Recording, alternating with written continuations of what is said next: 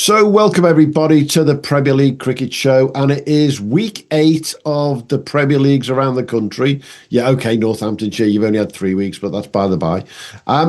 Back from holiday, we're back to talk about all things Premier League, but there was weather, Mr. Newsom.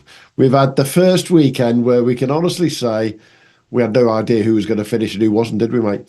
Yeah, well, from my point of view, it was great. I thought I wasn't getting a game on Saturday, obviously a much lower level game than a Premier League game, but we had a 2 o'clock start, 36 overs. It was excellent. It was like finished at 6:30. I like 36 overs. That's just about right. Hang on a minute. You like 40, now you like 36. I can see where this is going. 2 o'clock start, nice lazy morning. I mean, the fact that it was chucking it down wasn't great, but yeah, 2 o'clock till about 6:30. That's felt like as a wicket keeper, I can imagine, if you're a bowler or something, you want a few more overs and stuff. But yeah, so maybe we've found like how T20 was invented out of the back of shortened cricket. Maybe the 36 over super smash or whatever it's going to be called is the way forward. 50 over is doomed. 36 overs for the win. And you got 50. Yeah, well, I get a few 50s, but yeah, I didn't leave a straight one like I left the week before. So after going on about never being out, bowled leaving one the week before to a mate, and the next week I get bowled leaving one. Yeah. That might be why you enjoyed 36 overs, because you got 50 anyway, you see. Yeah, well, I've got a bad back at the moment as well, so 36 overs is about right for a bad back, yeah. But yeah, no, there's some good cricket. There wasn't quite as many runs about. I think we had nearly 80,000 runs a week before, and we've had half that this weekend. But still, I think there was a decent amount of cricket, and it was a bit sporadic, wasn't it? Like, it wasn't... It was. Sometimes you get whole certain areas of the country washed out, but then I think there was places hit by rain, places missed by rain that you wouldn't have expected. So yeah, it was an interesting one that games towards the west got played, games in the east didn't get played, and things like that. Yeah, I mean, I was in East Anglia where some games got finished. Ramsey had a great win against Ashburn and Barton Wanderers on the road there, and then other games just didn't get started. It was just one of those weird weekends where we never knew what was going to happen. We make no excuse, therefore, that the 4 leagues we're talking about today are all generally on the northern side, shall we say, and actually they all got their games completed. And that doesn't happen very often, because the north generally gets it a lot worse than the south, doesn't it? Yeah. I think certain leagues need to invest in cricket domes. We've got some news about that today, isn't there? But I think full-size cricket domes, it won't be long. The Edinburgh Cricket Dome, I reckon, get that sorted, and they can be the test bed, a bit like those stadiums in America. Oh yeah, well, at least ECB don't have to pay for the one in Edinburgh if they have one, do they? That's right. The European Cricket will pay for it now, because with the new ETPL or whatever it's called, another European talk. Liam Livingston was talking very nicely about it. Did you hear about that last week? I have heard about it. I didn't hear him talking about it, but I suspect he's talking nicely about it because someone's paying him a nice amount of money to play in it. So yeah, but he's also got to spend 8 days in Amsterdam and 6 in Dublin or something like that. I mean, who makes this up? That sounds all right. Yeah. There's a few boys knocking about the Premier League who, might be putting their hand up if a few teams are a bit short.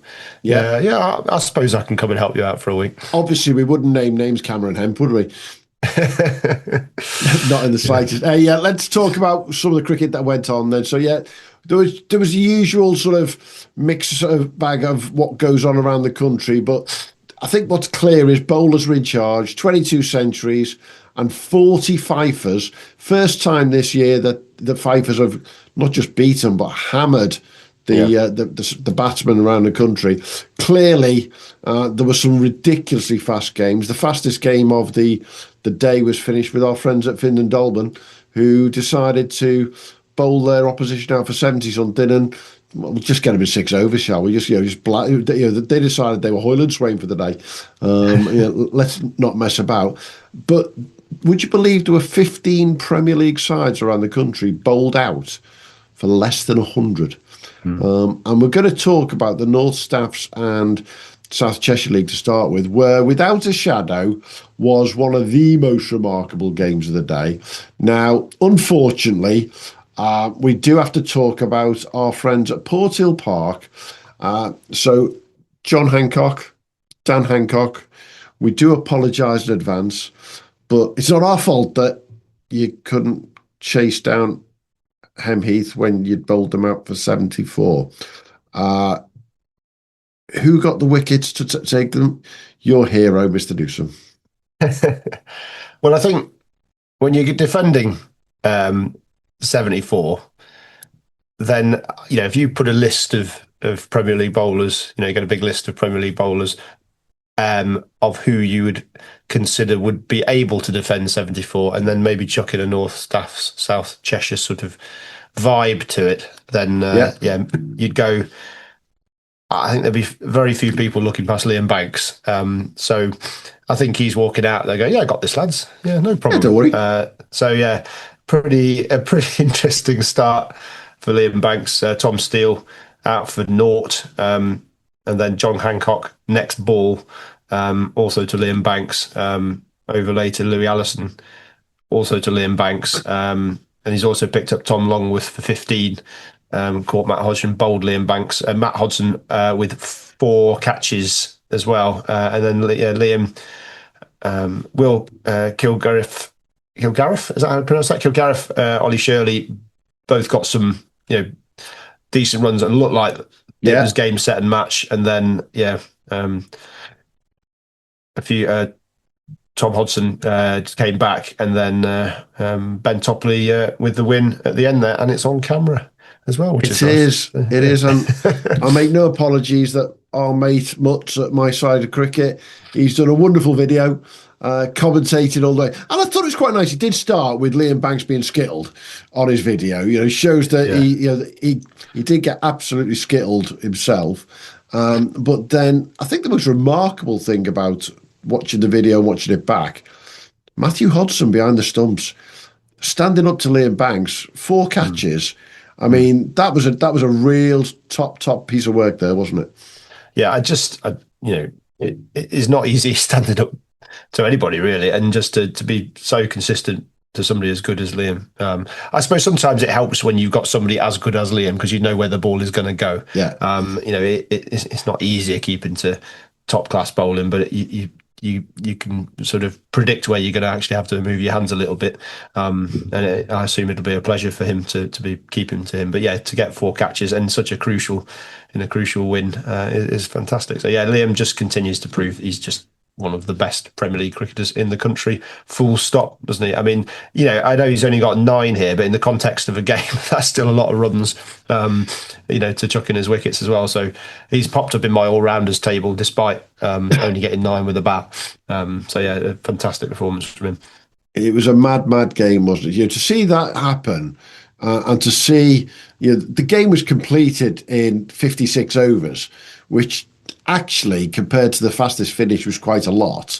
But 56 overs, 155 runs scored between them, and 20 wickets. Yeah, all I can say is it's just absolutely no coincidence that it happened on the same weekend that England and New Zealand played on a wicket at Lords, where things were skittled left, right, and centre. Now, I'm going to ask you a question, Mr. Newsom. Yeah. Last September, you and I had the pleasure of walking on the hallowed turf at Lords for the whole day. Yeah. Now, did me and you think anything needed digging up there? Did we think there was absolutely anything wrong? Now, I don't believe the square was actually dug up. It was just the outfield in the end. No, the outfield, yeah, the outfield. But I'm of the belief that you make such a big impact on that outfield, it's got to have an impact on what's happening underneath that square as well. I don't know. Yeah, I mean, look, we don't know Lords, but that outfield looked pristine. I mean, it was better than any outfield in the country. So I'm not a groundsman, have no groundsman qualifications or interest in, but it was lovely. The turf did come up quite easily, so maybe that was why. But I mean, the wicket wasn't great in the ECB Championship final, wasn't it? It was sticky, and it wasn't a disappointing wicket for that game, but it certainly wasn't, I suppose, what you'd expect for a top class international venue. But it was late September on a used track. So, but it certainly played better than what they played on at the Test match. Jesus, that was a shocking wicket, wasn't it? But yeah, it was. Watching it last week, it wasn't a proper game of cricket, and we were always so critical of, when India roll out these shit tips and we get grumpy about these stupidly spinning decks. Well, it was pretty much the equivalent of that, wasn't it? It was unplayable. And the good thing about it was both England and New Zealand, that is kind of their home conditions, isn't it? So you couldn't accuse it of being, biased in anybody's favour. But I think if India had trotted out on that deck, I think there'd have been some very, very unhappy Virat Kohli fans, wouldn't there? Yeah, it just leaves me with one question in mind before we move on to the rest of the North Staffs and South Cheshire League. Could Liam Banks do it on a cold, wet Lord's Green one? There's the we normally ask the other question. It's always can that famous footballer do it on a Tuesday night in Stoke? Well, I mean, we can ask it the other way around here. If you're gonna, if the next test was at Lord's. If the next test was at Lord's, and obviously Ben Stokes has just got himself in a bit of bother, not Ollie Robinson. Ollie Robinson somehow stayed out of this. Well done, Ollie Robinson. Gus Atkinson's got himself in a bit of bother. There's 2 spots going. I reckon you could chopper Liam Banks in and stick him on that Lord's deck. Keep her up to the stumps. Yeah, absolutely. Keep her up to the stumps. I reckon Liam Banks is doing an awfully good job on that wicket. Against New Zealand in the next test, if that's happening, but it is not. And I'll pick the Atkinson. I'll pick the one who's going to replace Atkinson. How about Ben Walkden from Newton Willows? Seamer doing really well in a competition that's full of slow left arm, as we know. Send Ben down there. Job's a good one. Who needs this England selected lot? Who needs county cricket straight out of Premier League into the England side? That is a proper Bazball selection, isn't it? Yeah, the Shoaib Bashir route. But yeah, I think that is not a good wicket. But yeah, I'll touch on Ben Walton in a second. But he's on my notes to discuss today because he's had a rather good start to the season. He has, definitely. Hey, let's have a look at the rest of the North Staffs and South Cheshire League. And started at the top there, Hugh. JG Meekins, had a great start. Scoring 257 for 9. But, to then bowl out your opposition, Ecclesall for 96, happy days there, and if an early finish. Well, it's early, absolutely. Everyone's happy on an early finish on a wet one, aren't they? So, yeah, JG Meekins 257 for 9 and 54, and then, Ecclesall bowled out for 96. Jalak Khan got a ton. That was a big one in the context of things. Sam Moores with 37. Matt Wright and Aranga Disanga with 3 wickets apiece. And then not much of the bat for Ecclesall and Jalak Khan 3 for 17, Aman Tariq 3 for 39, and Ash Shaw 2 for 16 did the damage for JG Meekins. Comfortable there. Comfortable also for Stone. They put on 236 in their 53 overs declared, and then bowled Whitmore out for 146. Mohammed Imran got 43 for Whitmore, but not a lot else. James Coate 3 wickets, Warwick Flynn 3 wickets as well, and Joey Sharp with a very cheeky 2 for 4 in just 3 overs. Will Aylesbury got 56 for Stone. That was the deciding contribution in the match. Mohammed Imran, to go with his 43, also got 5 for 64 for Whitmore. A very useful contribution from him. Leek Longdon, apologies by the way, I've got a cold, hence the rather nasal, or more nasal than normal approach. Leek Longdon, 155 for 9 in 49 overs, and Leek got it relatively comfortably 4 down with plenty of overs in the bank, well, more than comfortably really. Tom Hope got 50 for Longton, but Alex Mellor with 57 not out. Tom Hope also got a wicket to go this 50, so he'll be on our all-rounders chart somewhere. And then Newcastle and Hartseal against Checkley. Newcastle all out for 199, Rohan Valvahani 88, and then Checkley bowled out for 166. James Capper with 40 was the top scorer, but not a huge amount else. Guy Bridget 4 for 37 with the deciding contributor with the ball. Theo Abel 2 for 31. So a good win for Newcastle. Hemheath game we just discussed. That's the Liam Banks carnage affair. And then Monishall, Audley 134 all out in 55 overs. That was a grind, wasn't it? And then Monishall got it 8 down. So, there was plenty in this game all the way through. They got it in 40 overs. But yeah, it's a long day. Joe Hawkins and Callum Hawkins, I assume they're brothers. Joe Hawkins, the Derbyshire spinner, with 27. And he also got 2 for 31 for Monishall. So that was a really important contribution from Joe in the day. And yeah, that's the North Staffs South Cheshire League. Yeah, with the exception of Stone and JG Meekins scoring 250, I think it's fair to say normal service resumed in the North Staffs and South Cheshire after some of the ridiculous scores we'd seen over the previous weeks when the sun was blinded. Yeah, the North East League, by the way, I'm looking at that one. I'm still thinking there's a lot of bloody runs up there than we've seen previously. But it is normal service resumed. And at the top of the table in the North Staffs and South Cheshire, Marshall, our leading Hem Heath champions from 2 years ago, will be thrilled to be in second place right now because having won in 2024, do you remember they had that absolute disaster of a start last year? But they're back up there now, and they're back in the right place where they want to be. JG Meakin's in third, but I think what's interesting after 7 games there, Hugh, there's basically one game between the top 6. So we've got a really, really tight league on the go there. Longton and Whitmore at the bottom, you could argue, are already a game behind. So you don't want to be left too far behind by the time you get to the halfway stage. But it's looking like a decent league up there this year. Yeah, and Newcastle are interesting. They promoted 2 years ago, I think. They've got a good side. They've got some good young players. They're sitting in 4th at the moment. I think they finished 5th last year. Yeah, so they're heading. They're not far behind Moddershall at all. They're really tracking. Everything's tracking in the right direction for them. Definitely. Talking of tracking in the right direction, let's go a bit further north and go to what some people regard as the biggest league in the country, the Bradford Premier League. And I say the biggest because it has so many more followers than quite a lot of the others, and has some absolute top quality players playing up there.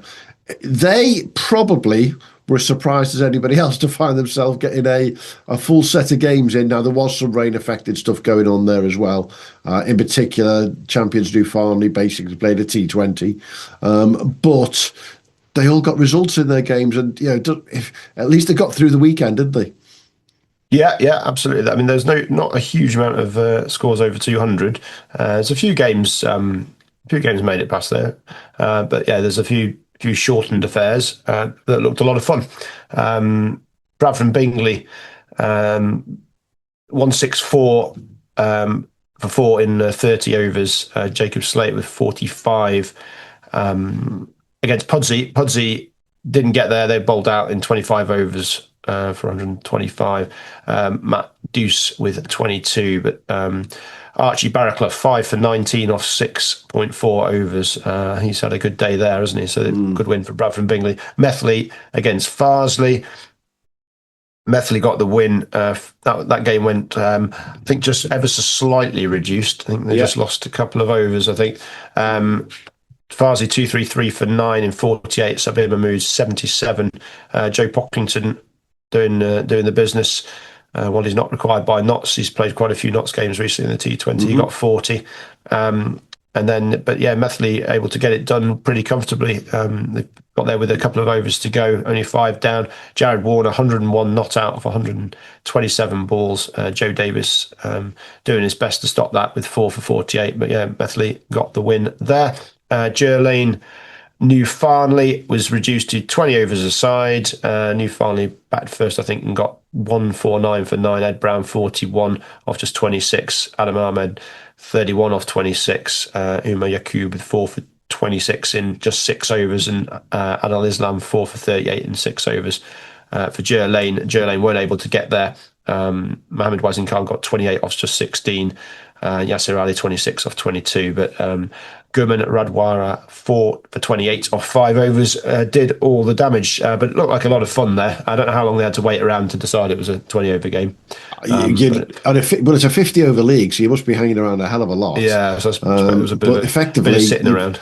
You've got the national T20 champions in New Farnley then playing the game that they loved last year. Yeah, good fun for them. And then Cleckheaton Morley. Morley came away with the win. They got 181 for 9 and 34 over Sajid Azim 66. Jack Rout also got 33. Jack Luxton got 5 for 37 for Cleckheaton, but they weren't able to follow that up in their 34 overs, 164 for 9. Just 20 odd short. Kazir Kadir 72 off 65 balls for Cleckheaton, but nobody else really able to trouble the scorers there. G. Roberts 3 for 27. Matt Dowers 2 for 29. Vinit Patel 2 for 34 with the bowlers there. And then 2 more games. These ones actually got plenty of runs on the board. Woodlands not bad side. 2-4-5 for 5 in 34 overs as well. Musin Hussain, 105 off 99. Brad Shamilian, 74 not out of just 56 balls. And that quick 74 could well be the difference in this game. Yeah. Ankit Sharma, 3 for 63 for Pudsey. Pudsey got 204 in there, so that's sort of 40 difference. Ricky Priestley, 71. Archie's got 60, but nobody else really able to stay with him. Mohammed Bilal, 4 for 62 in 10 overs, won the game for Woodlands. And then Townville, Carlton. Townville, 2-5-5 for 7. Sorry, Sterling again. Carlton, 2-5-5 for 7. Saeed Akib Shah, 50. Mohammed Tariq, 44. Arash Shindi, 41. All going well, taking it. Putting up a very, very decent total in 46 overs. Jack Hughes with 3 for 60, but then he turned around and 62 not out of 55 balls. Go with Kieran Collins, 59 not out of 38 balls. Sanaj Darishka, 59 off 75 for Townville. And they got it with 2 overs to go, just 3 down. So a really comfortable win in the end for Townville. But Carlton did very well to put a good score on the board. But that's the Bradford League this weekend. Yeah, I think that the game that I was quite impressed with straight away is that Woodlands Pudsey St Lawrence game. 449 runs between them at 6.6 and over.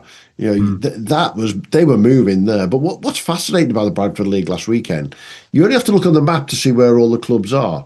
They're not far apart, but you look at the difference in the amount of overs they were able to bowl. That just sums up how random the weather was on Saturday and what you could play and what you couldn't play, really, wasn't it? That's it, yeah. And also, I suppose sometimes it's umpire, sometimes it's light, isn't it? But just a patch of light, getting over it, all that kind of stuff. But covers, water getting under covers and all that business, yeah. I don't get involved. I sit there with a cup of tea and watch. And hopefully not have to push the covers off.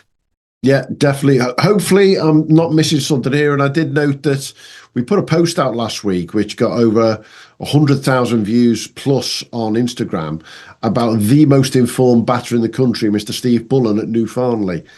He then didn't play on Saturday. So either I've jinxed him or he had a wedding to go to. It's got to be so. Yeah, fingers crossed. England caller. Ooh, where was Bully? That is the question. Definitely not that they needed him at New Farnley there. But top of the league in the Bradford League right now, Townville. I've got a soft spot for Townville. There's no two ways about it. I've got a soft spot for them. We know that they're one of the few clubs out there without their own bar and just run a really good, sharp club. Maybe Ben Stokes needs to sign for Townville. Maybe that's it. Keep him away from the bar. Yeah, maybe. No bar. Don't you see? Yeah, definitely. Yeah, they've got Jack Hughes has been leading the way there for a number of years, I think, and Kieran Collins and Connor Harvey, some of the guys around there that we've seen in the T20 a couple of years ago. So really nice to see them doing well. Woodlands in second place in the Bradford League and just coming up behind them, New Farnley. They've had that loss a couple of weeks ago, which we said could be something that they could look forward to, hopefully getting them moving, shall we say. But the other news for New Farnley, which I think is far more important. End of last season, Mr. Newsom, me and you had a dream. We had a dream that the national knockout champions, Ormskirk, would play the equivalent to the Community Shield, shall we call it, against the national T20 champions, New Farnley. Obviously, we spoke to both clubs, and both clubs said, what a great idea, but you got no chance, boys, because they've got their pre-season organised and da-di-da, you name it. Fingers crossed is all we can say. Father's Day, 21st of June, the 4th round of the National Club Championship takes place. Should Ormskirk win, and should New Farnley win, Ormskirk will be taking a trip to New Farnley. And then we get our equivalent of the best of the best, don't we, Hugh? No, that'd be great. I think ECB National is just looking so good this year, isn't it? And that would be a dream. I think we need a trip up there if we've got a free weekend. So I suspect you might be. It's in my diary already, and it's 5 minutes around the corner from my daughter. I'll be there. There's no choice on that weekend. I know exactly which game I'm going to if the results go in that direction. Although I've got to say, we're not going to talk in any depth about the Liverpool District League this week, but what's going on at Ormskirk? Bowled out for 80-something twice in 2 weeks.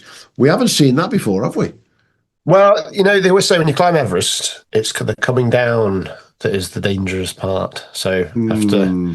after their triumphs last year, just everybody's kind of peaked and maybe just is it the do the Alex Ferguson come in and have a bit of a shuffle around a few players just to freshen things up? Has Yapstam gone in there and started demanding a pay rise? We don't know. We Well, don't know. they did have Tom Brown, the Aussie, as their pro, and he's left and he's gone back to Australia for pre-season over there already. So I'm not sure whether they've got a replacement there. We'll have to try and get hold of Gary Knight and see what's going on. Just to see that 2 weeks back to back, that was we messaged each other over the weekend, didn't we? It was like, bloody hell, hang on a minute. But yet they've done really well in the T20 still, and they seem to be keeping ticking over there. Yeah, that's still a good side. I think it's still a very, very good side. Yeah, it is without a doubt. So, well, whilst you're on there, let's talk Ben Walton, because his name's just all over. It is my stats at the moment. He's just having a season, isn't he? With the bat and particularly with the ball. Again, he's 23, had a really good season in Australia. I think he was playing for Airport West in one of the sub-district comps. Did very well, got to the grand final there. I'm just looking at his bowling stats.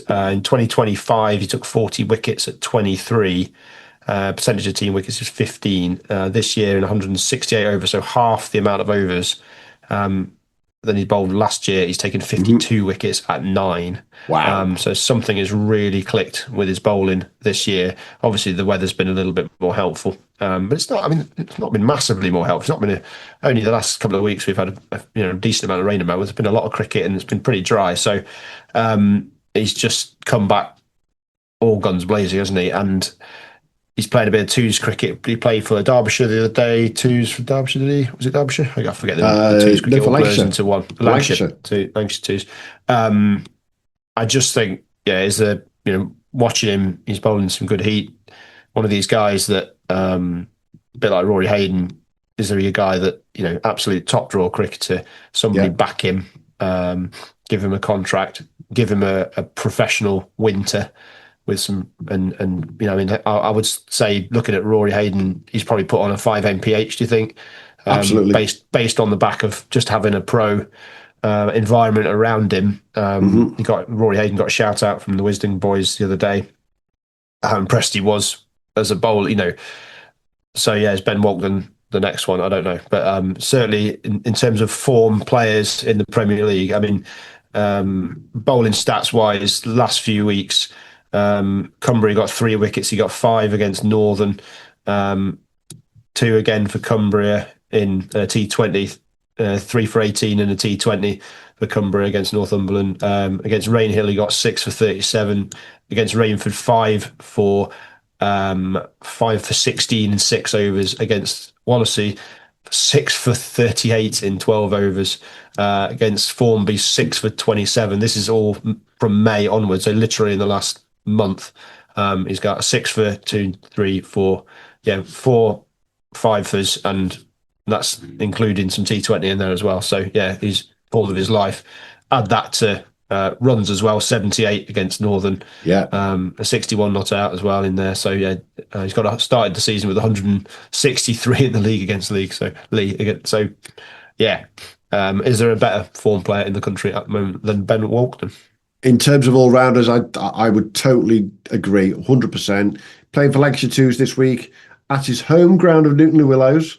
He scored 42 for Lancashire against Middlesex. And as we sit here right now, Hugh, he's taken 3 for 36 in 16 overs. Is that today? Today, yeah. Excellent. There you go. Yeah, and what's really, really wonderful for me is to see the guy who's taking 3 for 36 has been bowling alongside the guy who's taken 3 for 72, Tom Walker, from Lower House in the Lancashire League as well. Right, so Lancashire definitely giving some of these young lads a real good push in that second team. Good luck, yeah. I wonder if it's got anything to do with having Daniel Salpietro as the head coach. And Hope so. Might sort of know his way around the Premier Leagues and that sort of area. The problem is this. We can moan about it, can't we? But the problem in second team cricket is you need to be able to have a day off from your job, don't you? And you get paid. Is it 160 or something like that? It's not amazing money, is it? And you get some expenses and all the rest of it. But it's not great, and you've got to have a very flexible life to be able to commit to it. At 23, you know, he might have a mortgage and kids. You know, you don't know what's going on at 23. If he might be living with his mum and it's straightforward, but you'd assume he's probably got a place and he's got bills to pay. So it's, you know, you've got to be, you're taking a gamble as a second team player, aren't you? And it's not a reliable source of income. And if it means it's affecting your future career earnings, you know, in whatever field you choose to go into, it's it's a difficult one. So good on him for giving it a whirl. But yeah, it's not a level playing field, shall we say. Whilst we're talking about the highs of Ben Walkden, I'll just point out one of the lows of a wet weekend, and this always makes me not snicker because it's unfortunate, but there's nothing worse, I think, as a batsman than what's happened to poor old Arjun Gill of Banstead, and that is a game that has lasted 5 overs, and you're the only person who's got out. I always look for these when you get the rained off days where literally, you know, there's like 3 balls bowled and one poor bastard's just got out.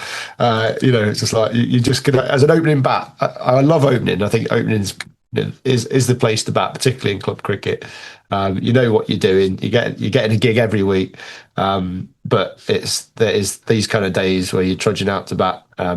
He wasn't the only one getting out for not many, but the other one that caught my eye was at Old Northampton's. But Geddington actually put a first innings up, so they actually had a first innings before they got rained off, and then Shiv Harikrishna out for 1 off 3 balls. He was the only wicket to fall for Old Northamptonians, but it's not quite the same when the other teams had an innings. But I always think it's if basically about 10 balls has got bowled and you've lost your wicket, that's just a bit crap, isn't it? It is just a wee bit. Now, what isn't crap though, and before we move on to the North Yorkshire and South Durham League, what isn't crap is I do have to talk about someone who's not with us today. It's sod's law that the day that he'd be able to talk about Blackpool being top of the Northern Premier League, honest. Mr. Matt Taaffe from Cric is not with us. But what I will point out, and this is one of my favourite stats of the week, is that they have now lost Blackpool their overseas pro.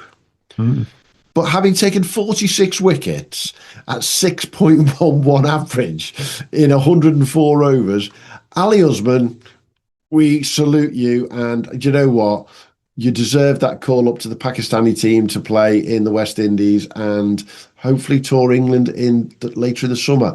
Can you imagine it? I've heard from Taaffe that there might be a few of the Blackpool boys going to Headingley to see Pakistan, England.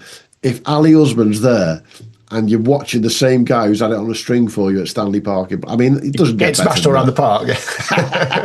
We want to see. Actually, we want to see him get smashed around the park by one of the Roux brothers who've come out of Premier League cricket as well. That'd make our day, wouldn't it? Yeah, Premier League legends. No, I think just on Ali. I mean, like you say, his bowling this year. We were looking at his stats. 46 was 6. It's just a cheat code, isn't it? It's just ridiculous. Not fair. He's taken nearly 40% of Blackpool's wickets when he's been playing because he's got everybody out too quick. He's got a best of 5 for 7. That was a T20 against Lytham. And the other thing, though, and we talk about Taaffe, he's not here, so we can discuss him. But we talk about these sort of interconnecting players, these hive players. And maybe Taaffe is the hive player because he was there at Lytham, wasn't he? It was Zach Fuchs, correct? The pro at Lytham, into the New Zealand Test side or the Test squad, and now he's there at Blackpool, and Ali Usman's into the Pakistan Test side. So whilst not being, the dominant player that maybe Matt wishes he could be, is he this sort of hive player that connects people and develops people and pushes them on? So where Matt goes, that's where the selectors should be looking. Just follow Matt Taaffe around. Don't pick him, obviously. That'd be stupid. But just pick up all of his teammates. Richard Gleeson, if you're listening. Richard Gleeson. I mean, I suppose he kind of was already in the the correct. He was there before Taaffe went there. That's it. So maybe if we can get Taaffe to go to, let's just pick a name, Newton Le Willows, Ben Yeah, yeah. Morton. There we go. There we go. That's what it needs. Maybe Although it all does eyes on tend to be Taaffe. overseas guys. Yeah, true. But yeah, no, but maybe Yeah, that's yeah, absolutely. maybe Hey, not the next one. Yeah. So there let's you go. talk Cric because he's not here, so we are going to talk very quickly about the batters and bowlers at the weekend. And excuse me, they've only got 4 tons across their stable, but obviously a lot of cricket wasn't affected by the weather. But when you know that the first one is Sharon Fonseca at Denby in the Barnsley League, scoring 157 not out off 68 balls in a T20, that must have been brutal to watch, to say the least.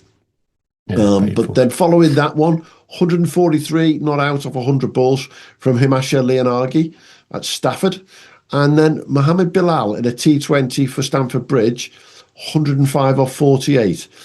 Some of these boys are enjoying these T20s a little bit too much. But we've mentioned him already, Jalak Khan with a far more calm 104 off 128 balls for JG Meekins in the North Staffs of South Cheshire. I can't remember last time we only had 4 tons from his lot, It's all but a bit wet, isn't it? Yeah. it was a bit wet to say the least, definitely. I'm just looking down the list to see if anyone else stood out there. Not particularly, but in the bowlers, we do have a Premier League bowler, and as it clearly states on the Cric Instagram, a Premier League bowler with a British passport. Cian Schwartz, 6 for 31 for Skelmanthorpe in the Huddersfield League. And then a bowler with 5 for 19 and a British passport, Dan Cook at Downham Stowe. So, again, Gus Atkinson. Yep. Just saying. Maybe. Chopper him in. We're playing games here, obviously. They're gunning for his spot. I was at a very nice junior match last night, and the Ockbrook pro, I think he's the pro there, it might be an overseas amateur. He's a Cric boy, and he was helping out with their under-13s, and that's what you want in it. You want your pro. Yeah. Yes, you want him getting some runs and wickets and all the rest of it, but do you know what? If he's knocking about the club and helping out with the juniors, I think massive tick. I think so it was nice to see that. I think it was Beverly Town I saw on socials putting something out on the other day saying, "What's it like seeing your all-stars being coached by a South African international?" Oh, it's wicked, isn't it? Yeah. This is what you want, isn't it? It is what, yeah. It's Most I think definitely. I personally think it's more important than the runs and wickets, but lots of people will disagree. I just think it just spreads like the eyes of the kid that just like, oh, wow, this is special. It feels a bit special, just a different accent, somebody coming in, different attitude, and it just that freshness and it I don't know, it binds people to clubs, doesn't it? So yeah, good on all the pros helping out with the juniors. Absolutely. Hey, let's go up north to another league that generally doesn't have high scores, but we're starting to see some very big ones this year, including the highest of the week. Ryan Gibson, Martin, scoring 149 of 128 balls in the North Yorkshire and South Durham League. That was the highest in the country at the weekend. When he scores 149 off 128 balls for Ryan out of 295 for Martin, basically he scored half the runs, and clearly they would have won, but they've got win, lose, draw cricket there at the moment, and it was a winning draw.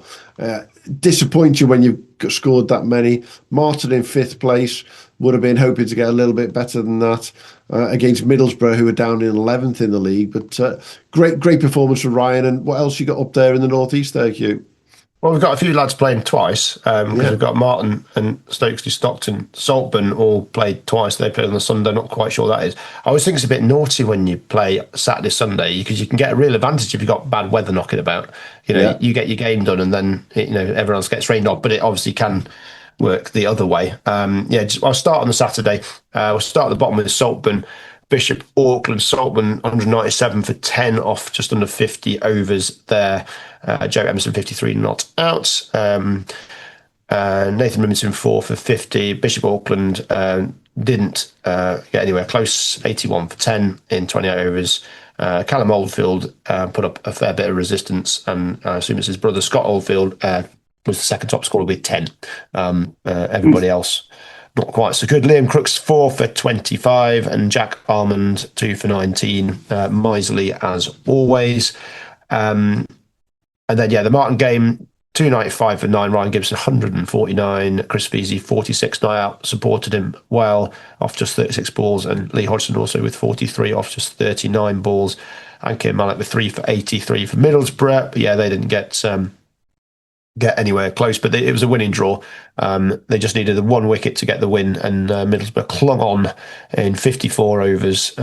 Rhys Ditter with 54 was the main one with the runs. Sam Berry 5 for 44, not 4 for 54.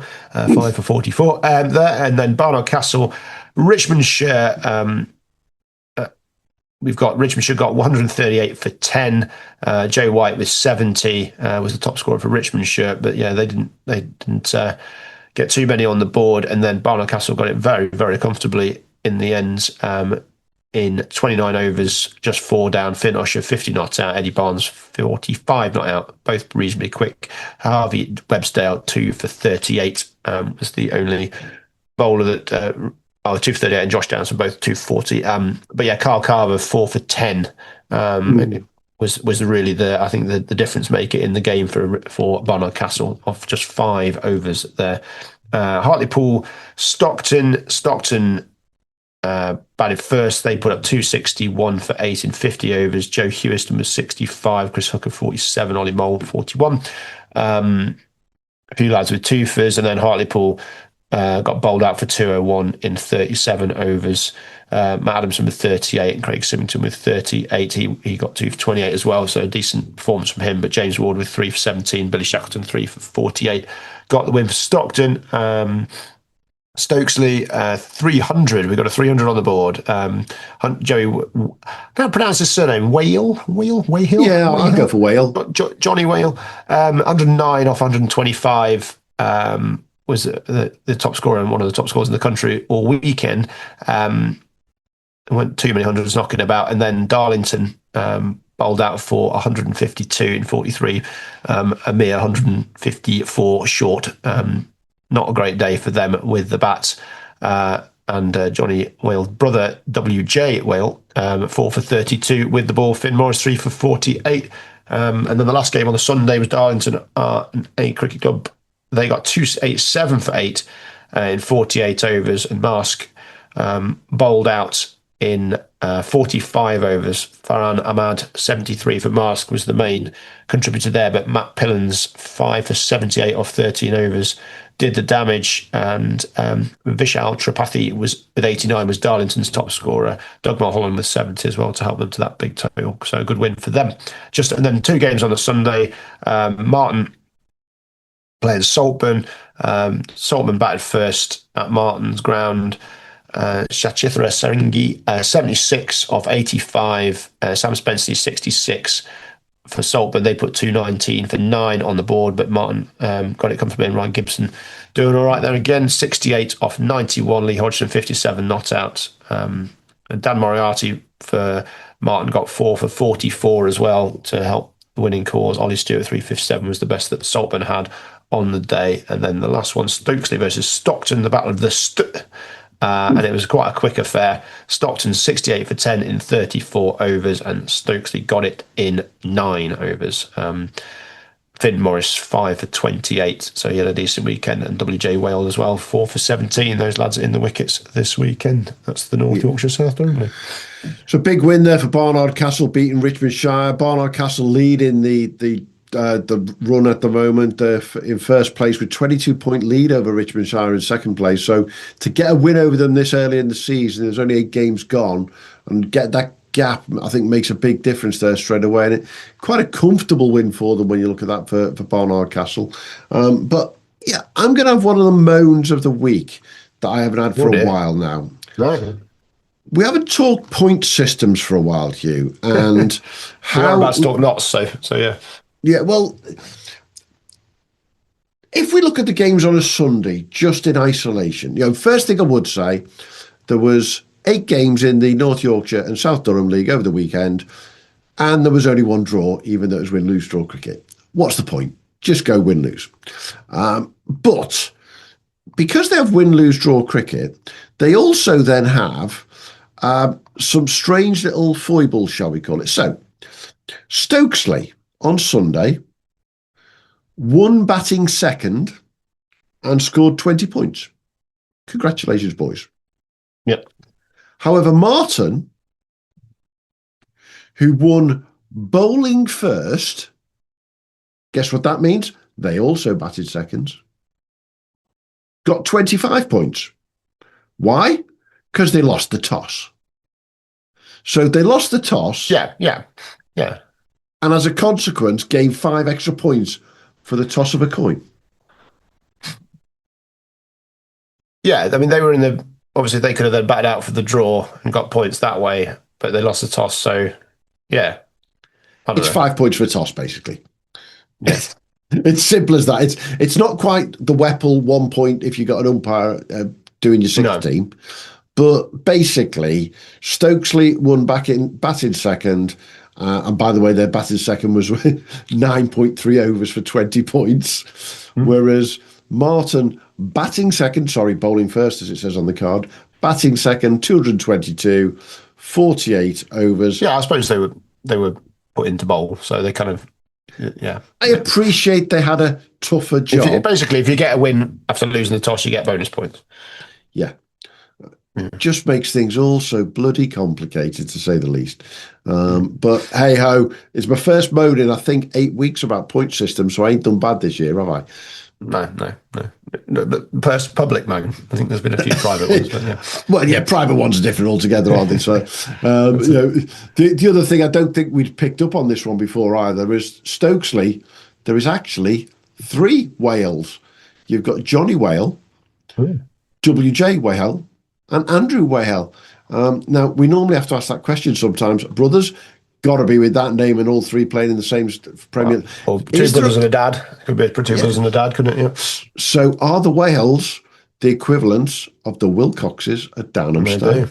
Maybe. Keep an eye on that one, won't we? I'm disappointed there's not a WG as well. Surely, we had a WJ, we should have had maybe they need another brother that's a WG just to. Yeah, but we won't talk about that to the parents, definitely. The other big news out of the North Yorkshire and South Durham League, and hot off the press, inverted commas, he says, subject to the weather, I will be gracing the North Yorkshire and South Durham League with my presence on Saturday, the 4th of July. Yeah.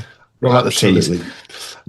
So I will be visiting either Mask versus Hartlepool or Saltburn versus Richmondshire. Where do you think I'll end up, Hugh? Richmondshire. Saltburn. We want to know what this Saltburn pitch is all about. We've been talking about it for long enough, haven't we? To be fair, it's. I think the last couple of seasons it's been a bit better. More higher scoring, isn't it? Yeah. So yeah, it's better. But yeah, I'm up in the northeast for a weekend, subject to the weather. And if I am up there, I'll be coming to see Saltburn versus Richmondshire on the 4th of July. And then I think it's Northumberland v Cumbria, I think it is, in the T20s on the Sunday. So I have a bit of a cricket weekend up in the northeast, and it'll be made one way or the other by the weather, won't it? Yeah, absolutely. Whilst we jump to the Notts League, I think you probably spotted we had 2 ties in the country this weekend. Yeah. One of them in the Notts League, which we'll touch on. We'll discuss the other ties in the Yorkshire Cricket Southern Premier League. Tickhill versus Cleethorpes. Now, there's something. When there's a tie game, for some reason, it's always funny to just look at the ball by ball and see how it ended up as a tie. What's happened to end up as a tie, and it's quite a fun end. Well, probably not if you Tickhill.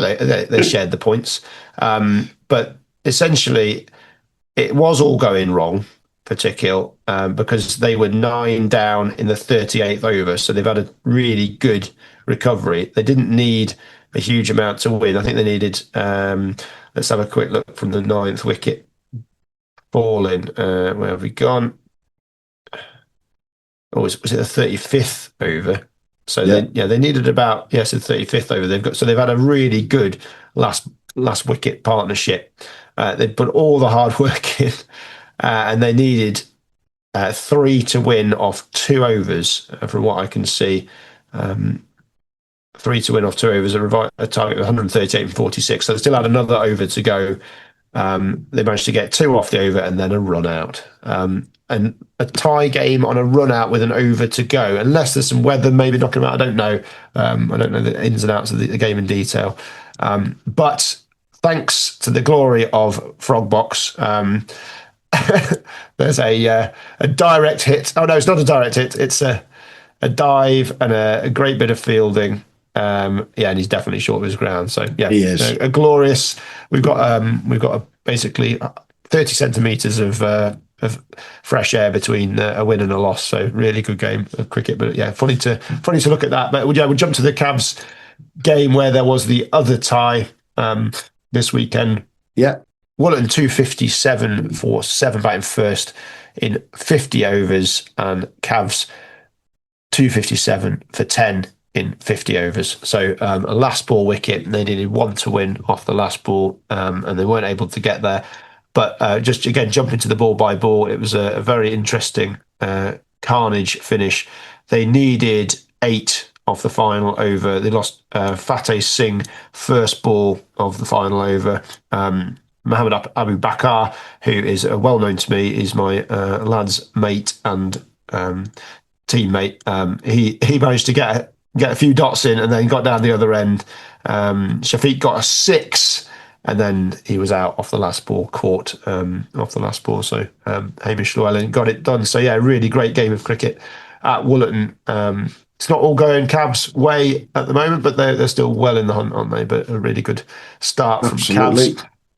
Great side they had out there at the weekend, though. You see that they had Farhan Ahmed, Raheem Ahmed, Fateh Singh, and our old friend who scored a ton for Somerset Twos yesterday, Sav Pereira, who's scoring runs still left, right and centre. I think the biggest disappointment for Cavs there would have been that Fateh was 78 not out when he got out. 78 and then he got out. And then obviously the skipper, Kafil Shafiq, hitting a 6. And then, that's a tight one to lose, isn't it? Yeah, just a shout out. It's a cricket shout out in general. The lad, he's just batting 11 for them on the day. But he's AB, we call him, Mohammed Abu Bakar, 14-year-old leg spinner. He's a quick leggy. Keep a look out for him. He's been playing for Cavs teams for a few years. He's had a Bunbury trial this year, aged just 14. He's a really interesting little player. He's got a long way to go still, but he's a talent. And to be his age, pushing into that Cavs first team at that age. This is the first team, as you say, Akil Patel, Sav Pereira, Farhan, and Raheem Ahmed, and obviously Rayan plays as well. In fact, you've got some serious players, and what an environment for him to come into with those talents around him. So yeah, brilliant for him.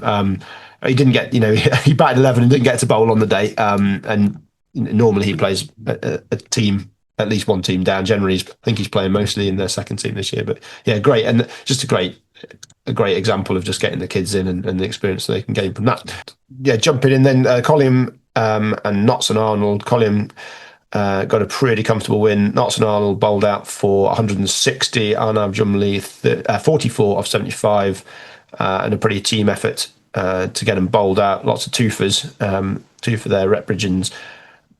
2 for 32 was the best of the figures, and then Colliam, Dulash Udayanga 55 not out off 57, and Ben Jones 45, Liam 2 31 as well.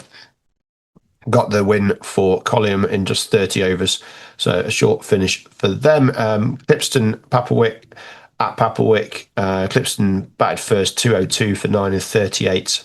And Haider Ali Ehsan 56, Ben Babra 5 for 37 for Papawick, but they were bowled out in 24 overs for just 100. Sam Watson got 44 and Byron Hatton Lowe with 41, and then the next high scorer was 8. So yeah, a bit of a collapse there. Maz Sheth with 4 for 15 off 6.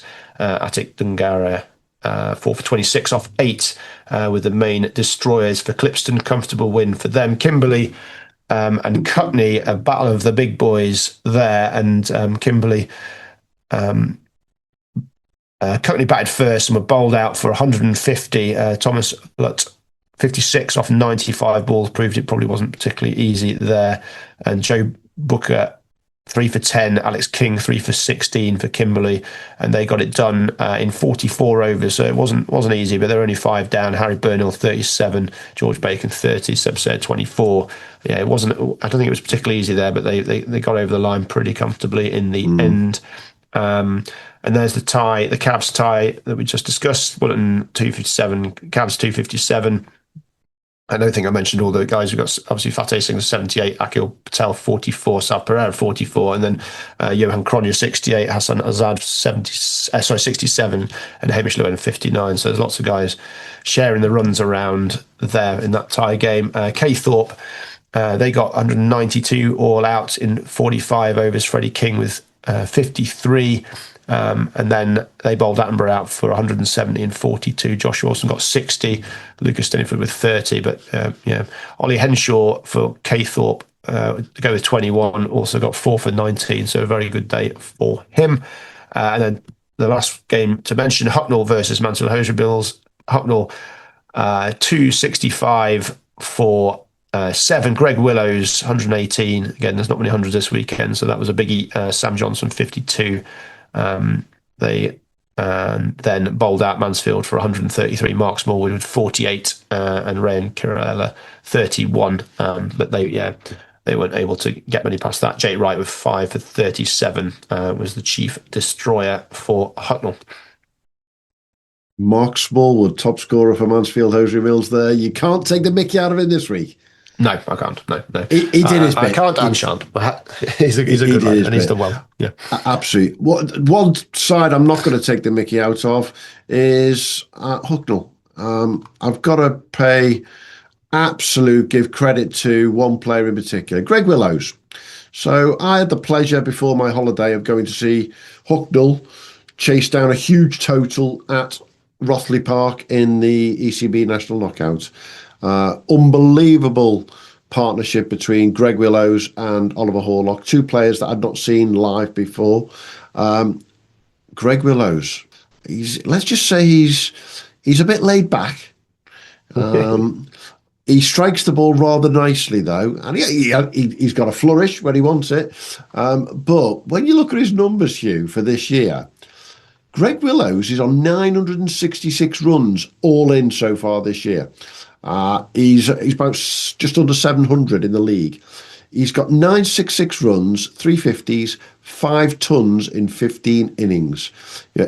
He's basically scored a 50 or a ton every other game at the moment. Watch this young man. This is a player who I think could score some monumental runs this year. If he's at 700 almost already in the league, in a league that does have some high run scorers, but actually, that's a big number already, isn't it? Yeah. Talking of shout outs, I'm going to talk about Hucknall. I was at Rothley Park just before my holiday there, Hugh, to see them chase down a massive total in the ECB National Knockout. Unbelievable partnership between Oliver Horlock and Greg Willows, young man who I've not seen bat live, and he's right up there in some of the best batters I've seen in the last couple of years. He's scored 966 runs all in, 699 in the league so far. But more importantly, he gets a 50 or a ton 1 in 2 games at the moment. To see him score another ton the week after I saw him at Rothley the week before. Very impressive striker of the ball is all I'll say. And that Hucknall side, going back to the National Knockout, they could still go a lot further. And I'll say that openly because their bowling lineup is good, but their batting lineup was so powerful against Ollie Freckingham, Nathan Buck, a really top-class Rothley Park side. But the interesting one, of course, is where do Hucknall travel to next? Just down the road from me and you, somewhere that we both know, they go to Spondon. Now, I'd love to be at that game. I'm not sure where I'll be on that day yet, but Hucknall will travel to Spondon and will play the winners of Hales Owen and Nolan Dorridge, who got to a semi-final last year. So they haven't got an easy route, is the best way to put it. But very impressive batting lineup, which I think, you look how Penzance got to the final last year. That was what got them there. Their batting lineup was just 40 overs, being able to take people apart, basically, wasn't it? Yeah, yeah. Interesting to see how he goes. I mean, in terms of Greg, just a bit of his backstory. Dorset played a lot out in Australia, and his Cric info card suggests Western Province under-17. I'm not sure if that's right, but Gloucestershire, he's a really experienced player, isn't he? And just a proven performer on the Premier League stage over many seasons, and he's currently averaging 87 this year. So yeah, he's doing all right. Not a bad way to be. Not a bad way to be, is it? And he is right now in second place in the country behind a certain Bryce Parsons when it comes to most runs across Premier Leagues. Yeah. Nice to have seen some of them live. Striking at 103 as well. Definitely one to watch without a doubt. But I think when you do look at that sort of top 10 across the Premier Leagues across the country, the names that stand out when you see Jaden Draper, who scored that 250 a few weeks ago, Zimis Deploy, Taylor Connell, Steve Bullen, Bryce Parsons, and Tom Wood just round the corner from me at Ticknell. We've got some proper players really doing the business around the leagues there and making life really interesting across the Premier Leagues. Yeah, I'd say the run score is probably slightly down on this time last year. I think we had a few people already pushing close to 1,000 after 10. Yeah, I think Adam Jones wasn't he, last year? Who's not back here this year, to unfortunately. But no, Nottinghamshire League, just to round that one up as well. Not surprisingly, it's very tight at the top because it's quite early doors. But Kimberley on 72 points with 9 wins and haven't been beaten yet. Cabs are only on 60 points, just sort of 1.5, 2 games behind them there. Hucknall in third place, Clipston in fourth. Caythorpe and Attenborough down the bottom. Looks difficult for them this year together with Papelwick. And your mate Mark at Mansfield Hosiery Bills, they're in the middle of the table. They look as though they'd be okay. But I think Kimberley are going to really give Cabs and Carrington a good push this year. And Kimberley themselves are also got a rather competitive game to come up in the next round of the National Knockout away at Ockbrook. So that'll be Zimis Deploy on duty for Ockbrook, and is it Matt Campbell who's playing over at Kimberley these days? So that should be a good one to see what cracks off there. Always nice place to play, isn't it? So it is most definitely. Yeah. So we'll round up this week's show with just looking at the National Knockout, and really pleased after the round 3 has gone through. Aaron Campbell has shared with us the national stages of the draw, and we've already mentioned a couple. We could have New Farnley v Ormskirk in the quarterfinals. That could be something a bit special to say the least. We've got potentially Nolan Dorridge coming up against Hucknall or Spondon. Ockbrook or Kimberley, whoever wins that one, Hugh. Barton Green versus Smethwick, in round 4. That's going to be a cracker down there as well. I think some of the southern stuff that's really interesting. Still got a good number of clubs from the Surrey Championship. Wimbledon and Banstead got to go up against each other. But the game that caught my eye straight away, there's the one below it. Brentwood versus Sawston and Babraham. That looks a cracker in the next round, doesn't it? Yeah, and I mean, Bath Bristol, you think Bath probably have enough there, wouldn't they? But Shepherd's Bush, East Moseley as well, and then we'll play the winner of that one. That could be a lot of fun. But it's amazing how short this PDF that we get sent by the ECB gets. How quickly, we go from a sort of a 20-page PDF with all the games on it. All of a sudden, we're on one side of A4. We're down to the last 32, and it's very, very tight, isn't it? I just can't believe we've got to the last 32, and we're in the first week of June still, or second week of June now, and we're looking ahead to the finals in a few months' time. I'm going to put my money on a team from the Surrey Championship coming through to the final from the south, because they've got such weight down there, unless our old friends at Brentwood keep ticking over. But can you imagine if they both win? You could end up with Wimbledon versus Brentwood in the they've called it the quarterfinal. It's not the quarterfinal. It's not the quarterfinal.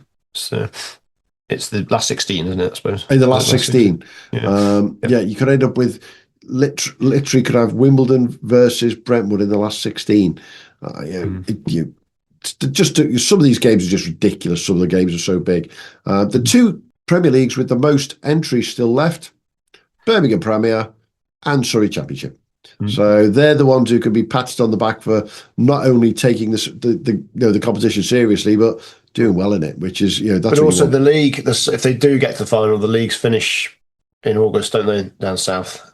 So you've got a lot of focus on this, whereas you end up with dubious teams being put out on a Saturday for the northern teams to get their league fixtures done for scuttling off to Lords or where are we this year?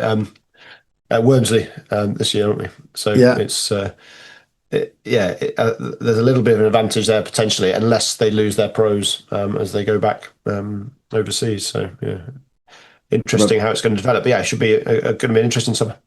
Yeah, Matt Taaffe always says it, doesn't he, from Cric? You want a pro's going to be there right through the summer, because if you're in these national comps, what's the point of them going home at third week in August, and all of a sudden you've got, just pick a name off the top of my head, Jordan Silk missing. Because that's what's happening. Still won it, didn't they? Still won it. But it's remarkable how some of these clubs are taking this so seriously in comparison to others. And in fact, I do know of a couple of clubs, and I'm not going to name them, whose players missed NCCA games over the last few weeks to play in the national comp because their club have targeted it. Now, Penzance did that last year, and it got them all the way to the final. So again, you got to clearly look at the sides, look who's playing, and understand that these guys are taking it serious, but big time. So yeah, and they just got to stay out of the bar on the evening of the win, haven't they? Which is a perfect way for us to end this week once again, as we sit to wait to hear whether we've got an England captain or not for next week. But if we have, it might be a different one, to say the least. Yes. What you got coming up in the next week, mate? You got much cricket coming up? A few hospital visits with a young boy and his finger. No, not a huge amount. No, I think I'm going to do some work at the Download Festival. So yeah. Are you? Cheeky bit of Download Festival work. So that gets me off a weekend of cricket. Yeah.